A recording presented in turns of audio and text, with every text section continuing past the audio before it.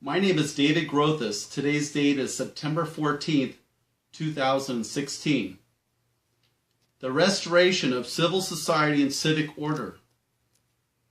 The United States, a nation birthed by the belief that all men and women are endowed by their Creator with the inalienable right to life without indignities, liberty without indecency, and happiness based on the fruits of honest labor. I believe any government which permits and condones exploitation of half its citizens, women, at the expense of their God-given dignity and honor, has failed its purpose and reason it was established by more than 300,000 colonists in the early 1700s. They believed it would be better to organize and fight to the death against those who took taxes from them without honest representation. Today, civic leaders of this great nation need to contemplate the purpose of the Constitution, the Bill of Rights, and the Declaration of Independence. Elected leaders need to maintain fiscal discipline, justice, and civil order to ensure domestic tranquility. It is always logical and rational to make laws conform to legal standards of civility and decency. The men of honor who signed the Declaration of Independence did not fight to legalize the exploitation of women at the expense of their God-given dignity and honor.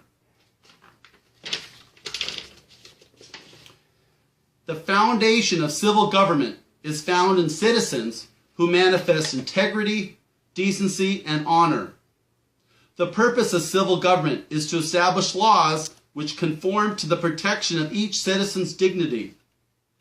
When the president, senators, representatives, the Supreme Court, governors, assembly members, board of supervisors, city council members fail to implement laws which prohibit at all times establishments which exploit 150,000 American women in 3,000 strip clubs each day behind closed doors, and 10,000 women plus involved directly in pornography. They have failed both as men of honor, as Americans, and as civic leaders. No other words in the English language but disgrace, dishonor, and shame come to mind when thinking about those who identify themselves as elected leaders. All those who profess to be paid civic leaders at every level of government for the willful neglect of duty on behalf of these oppressed and exploited women. January 1st, 1863, Abraham Lincoln established the Emancipation Proclamation, which liberated all slaves in the United States.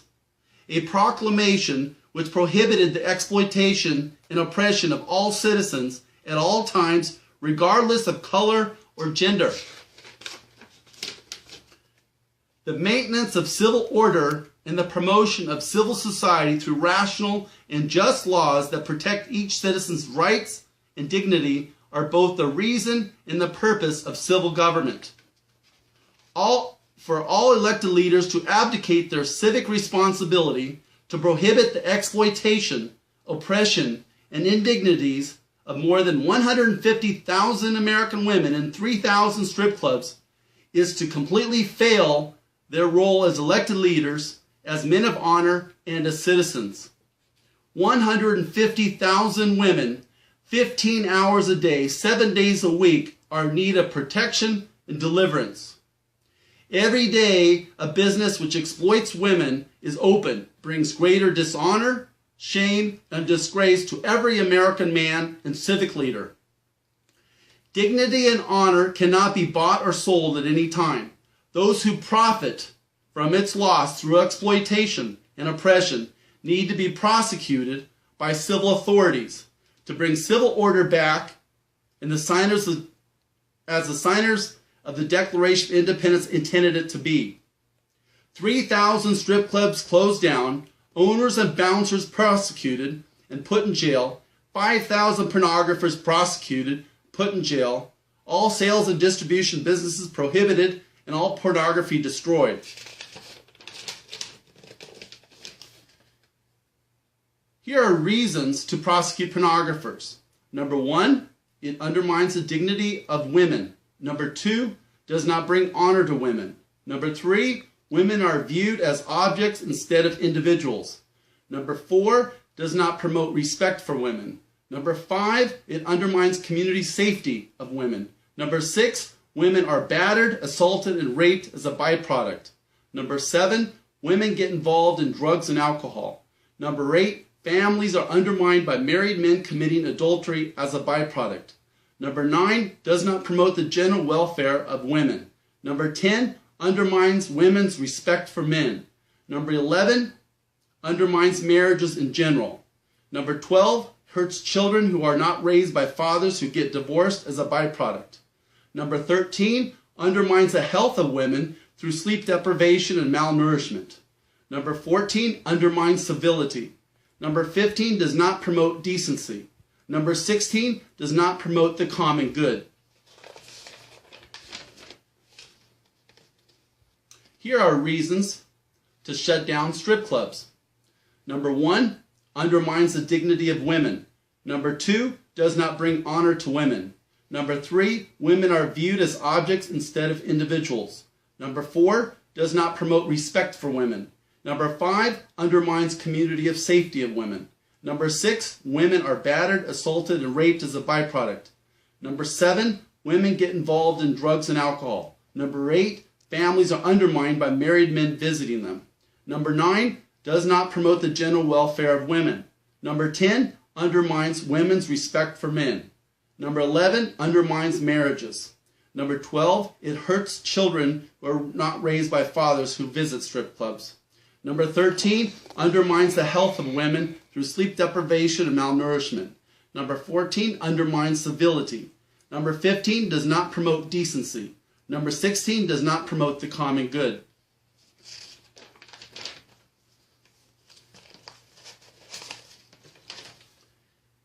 A nation that lets its women be exploited is a nation filled with shame and dishonor and disgrace. Question you must honestly ask yourself: what would George Washington, Abraham Lincoln think about and do concerning young women being exploited inside strip clubs and during pornographic movies and selling into pornographic magazines across the nation?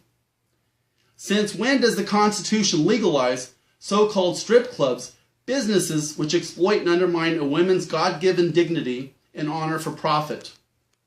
If a civil society is based on citizens being moral and ethical, why would rational civic leaders give licenses to businesses which undermine the morals, the virtue, the honor, and God-given dignity of its citizens? Since when does any so-called business anywhere have the authority to exploit women for profit at the expense of their God-given dignity, virtue, and honor? Number 5, why would rational civic leaders not prohibit these so-called businesses and object to giving licenses to operate, which clearly undermines the civic virtue they were obligated to promote?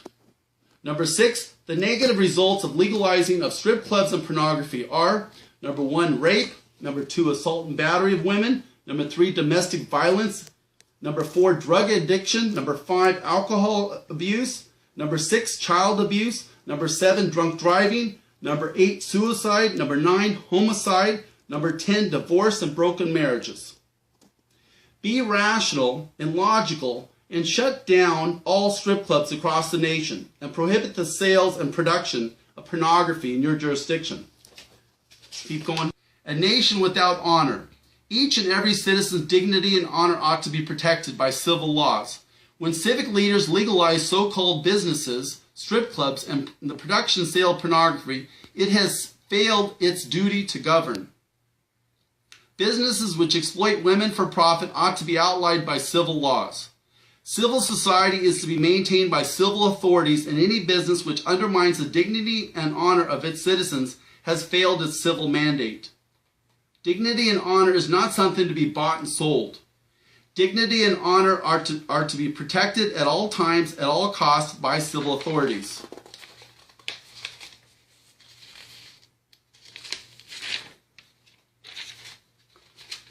It is incompatible and unconscionable to allow strip clubs to do business in cities across the United States.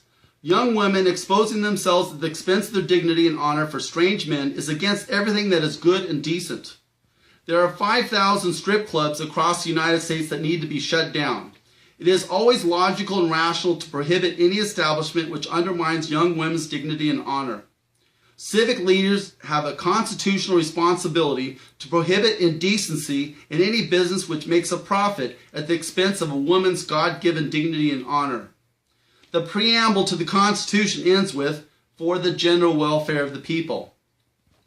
Strip clubs and pornographers exploit young women for profit at the expense of their dignity and honor. Put an end to exploitation and indecency. Shut down all establishments which promote indecency, and put in jail owners and anyone who has profited from such exploitation. Do your civic duty and end exploitation and indecency. Do not allow indecency to continue anywhere in the United States. Is government rational or irrational? Why would civic leaders make legal supposed businesses where young women are exploited for profit at the expense of their God-given dignity and honor? Number 2, why would civic leaders give American tax dollars to Planned Parenthood to support the killing of unborn babies? Number 3, why would civic leaders give American taxes to foreign governments when they are supposed to utilize those taxes for the citizens who gave them? Why is there a death row when the convicted criminal received a death sentence? Why do civic leaders talk about immigration reform, yet all who cross our borders are criminals who have broken federal law? They cost taxpayers millions of dollars from unpaid hospital bills, incarcerations, and car accidents. Why are parents not fully held responsible for their children breaking the law, failing in school, getting drunk, having car accidents, and getting prematurely pregnant? Why does government have the right to spend more money than the taxpayers can afford? 7 honest questions for you. Answers. Number 1, prosecute all strip club owners and pornographers today. Stop funding Planned Parenthood. Number 3, stop all foreign aid. Number 4, let justice occur. Number 5, the word deport is a legal term for a reason. Number 6, parents need to be held fully responsible for their child's criminal conduct. Number 7, stop spending more money, more tax revenue than the government takes in from the citizens they collect taxes from. You have a great day and God bless you. And consider what I've said carefully.